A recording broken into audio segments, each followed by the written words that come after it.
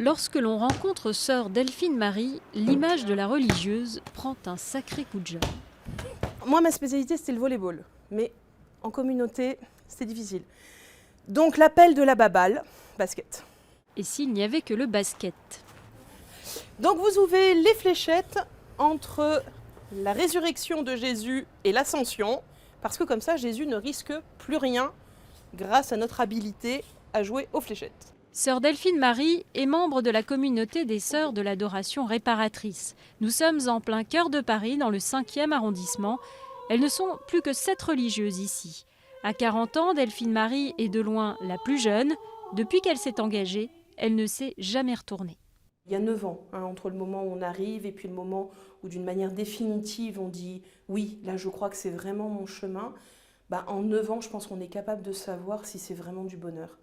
Et je dirais que la vie du religieux, c'est vraiment du bonheur. Une vie ponctuée par les différentes prières quotidiennes, mais une vie qui n'est pas coupée du monde. La chapelle est ouverte à tous et Delphine Marie, à l'image du pape François, tweet et a des amis sur Facebook. J'ai trouvé les lunettes, un rien m'habille. C'est pas rock'n'roll, ça fait partie de la vie de tout le monde. Et nous, on a une vie comme tout le monde, mais c'est pareil. Une mère de famille, si elle passe son temps sur Facebook, je pense que son mari et ses enfants, à un moment, ils vont commencer à lui dire « Oh, on est là ». En vie religieuse, c'est un peu la même chose.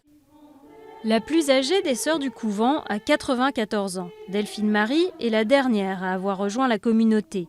Depuis, plus de novices. Mais quand on lui demande si ça l'inquiète... Poser la question au patron, parce que c'est Dieu le patron. Donc moi, à la limite, on verra bien au moment. Ça m'inquiète même pas. Vous savez, moi je suis arrivée, c'était déjà cata.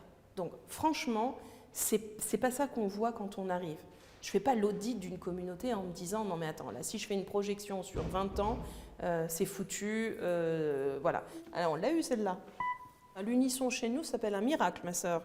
Un miracle, c'est ce qu'il faudrait pour enrayer la crise des vocations. On compte aujourd'hui moins de 30 000 religieuses en France, 3 fois moins qu'il y a 40 ans.